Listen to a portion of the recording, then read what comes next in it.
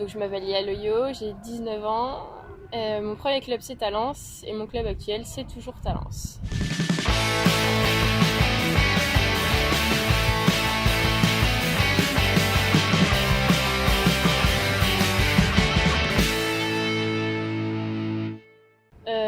C'est plutôt une bonne question, un peu par hasard, parce que je faisais de la gymnastique et puis vers 7-8 ans je me suis dit pourquoi pas essayer le badminton et entre autres parce que mon père jouait.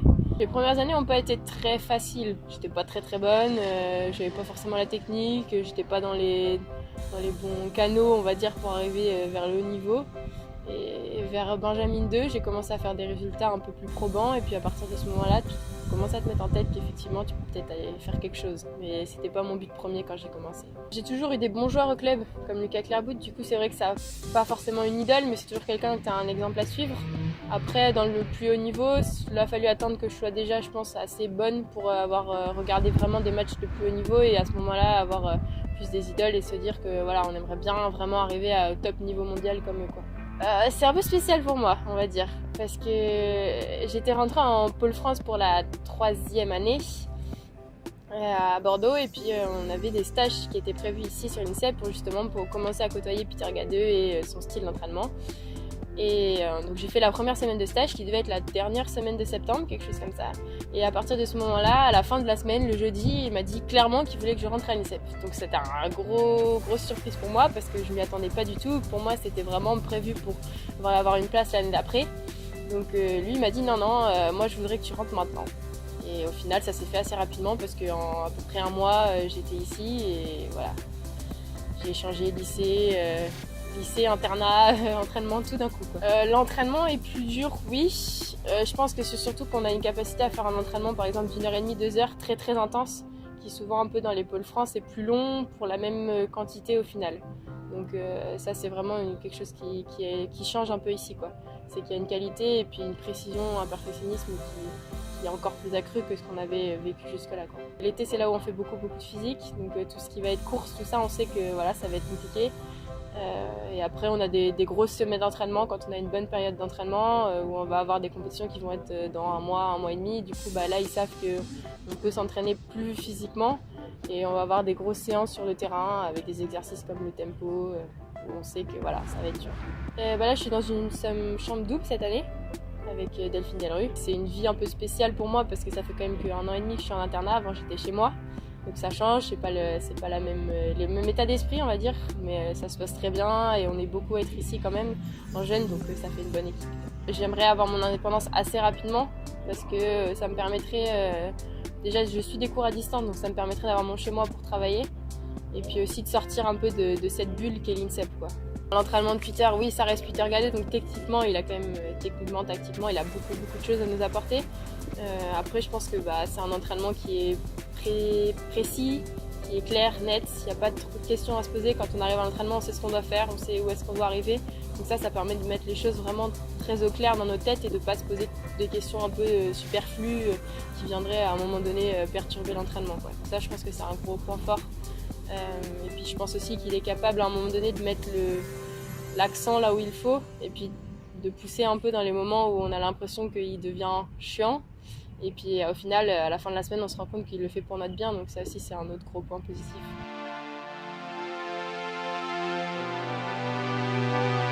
Peur des Français, je sais pas, je pense qu'il y a un respect qui se fait progressivement de la France en tant que pays de badminton. Après, peur des Français, non. Les premières fois où je suis partie en compétition avec Peter, c'est surtout de voir dans les yeux des autres, de se dire waouh, c'est lui, alors que nous au final on s'habitue à sa présence et que ça nous paraît plus extraordinaire, alors qu'à la base ça l'est.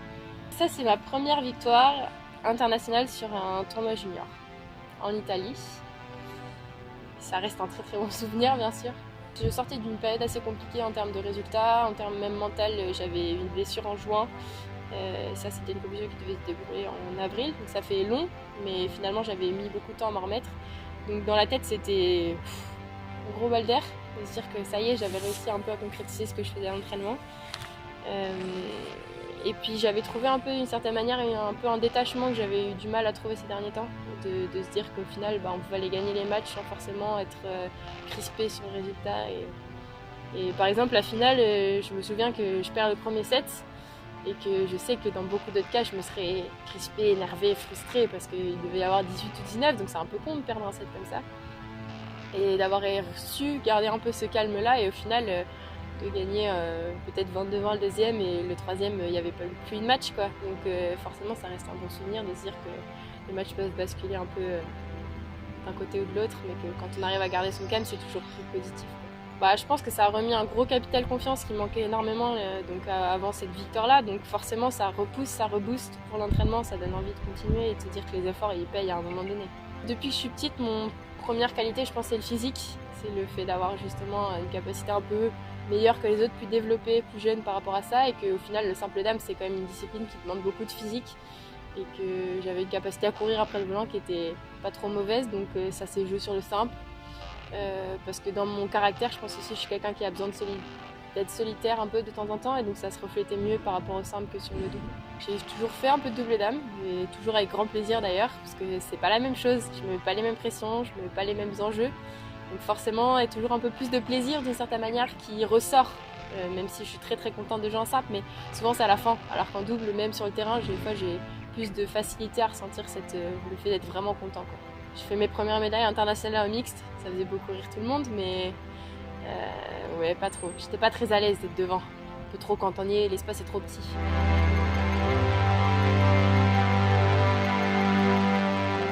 Le slice croisé, faut demander aux garçons, ils rigolent avec celui-là aussi. Quand je le passe à l'entraînement, c'est ça y est, ça a passé la spéciale.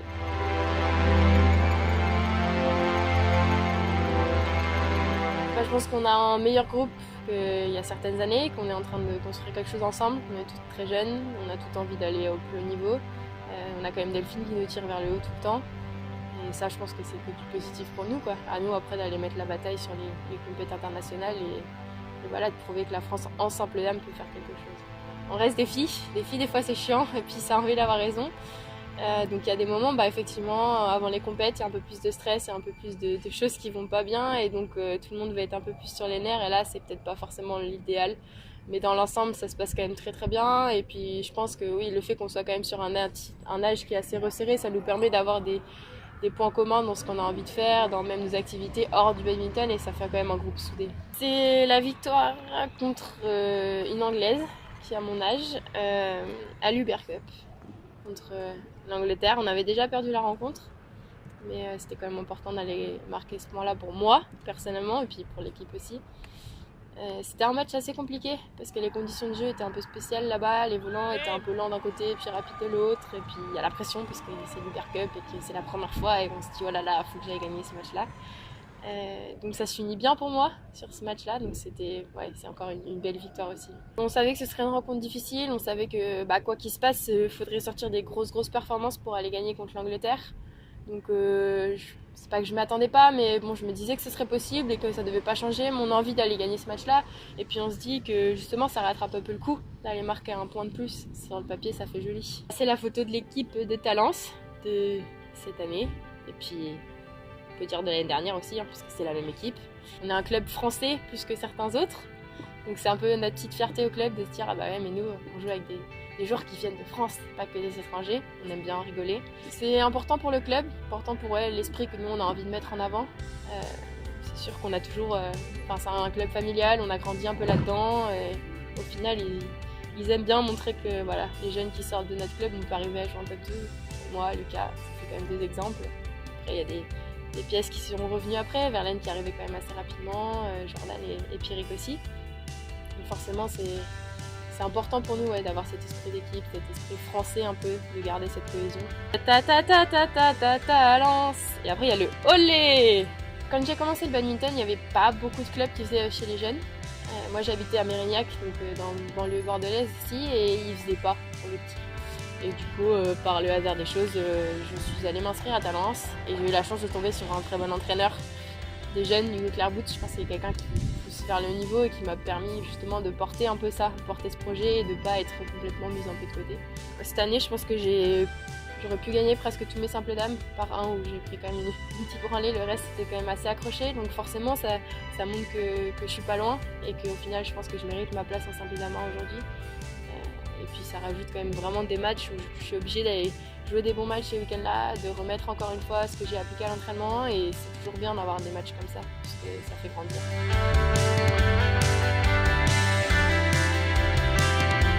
Forcément, ça porte à réflexion toujours, parce qu'on se dit que des fois on pourrait trouver pas forcément mieux mais différent, d'apprendre d'autres choses, de nouvelles choses. Après, ça reste quand même mon club de cœur, de base, donc voilà, c'est ma famille qui est là-bas, donc c'est quand même une décision difficile à prendre, pour l'instant en tout cas, donc voilà, je sais pas trop où ça me mènera, mais on verra.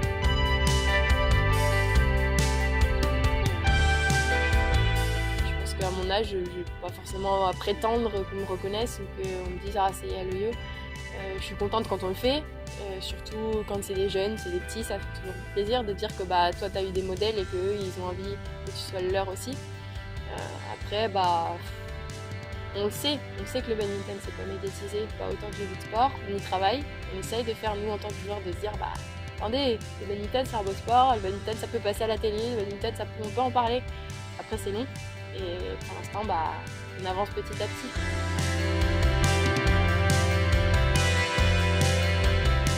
Ça donne le sourire, ça donne envie de partager encore plus avec les gens aussi, de montrer, de faire progresser les autres, de se dire bah ouais moi j'ai envie d'aller voir un petit joueur et de lui dire mais tu peux y arriver parce que moi j'y suis arrivée et pourquoi pas toi. Donc c'est un peu ce qu'on a envie de faire comme état d'esprit et ça reste le petit monde du badminton qui est grand mais assez petit quand même quoi. C'est bien que les gens te suivent parce qu'à un moment donné ça te sert aussi, ça te donne du positif, ça te permet de relativité dans les moments où ça va pas forcément. Et puis je pense que même pour le badminton tout court, on en a besoin de ça. On a besoin des gens comme ça, qui deviennent des fans, des vrais fans, et pas que des personnes de ta famille ou de ton entourage qui te suivent un petit peu, quoi.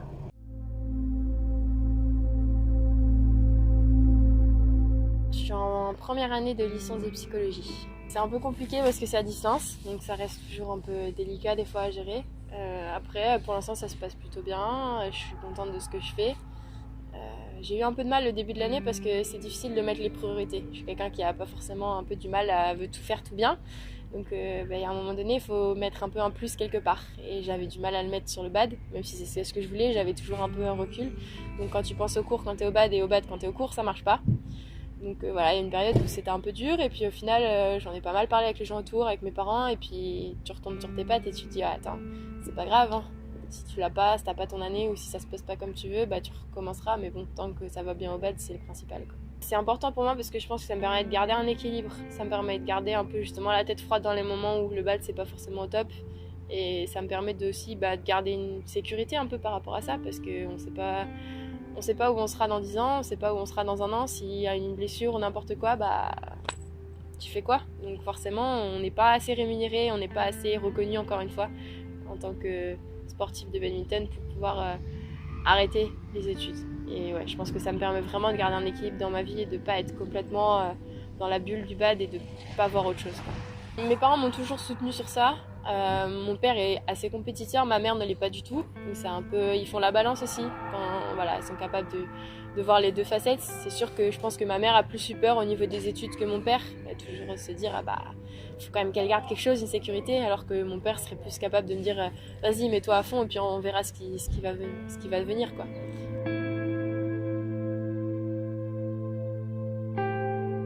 C'est difficile à dire parce qu'au final on va dire que je maintiens à zéro tous les comptes. Je paye pas mais je gagne pas non plus. Donc je vis pas, voilà, toujours besoin d'avoir tes parents derrière pour t'aider, quoi. Bah, c'est le club qui prend beaucoup pour tout ce qui est INSEP et même certaines des compétitions, et après tout le reste c'est la fédération qui s'en charge.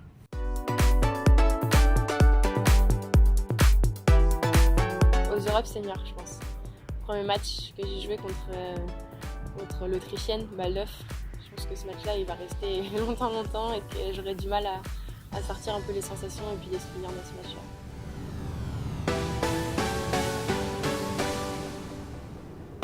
En Bulgarie cet été, j'ai joué contre Natalia Vojtech, une ukrainienne. Et bah il n'y a pas eu de match en fait. J'étais pas là. Et ouais, c'était. Wow. Tu sors du match, tu te dis attends, il y a un problème, il faut qu'on le refasse s'il vous plaît. Ouais, non, une catastrophe.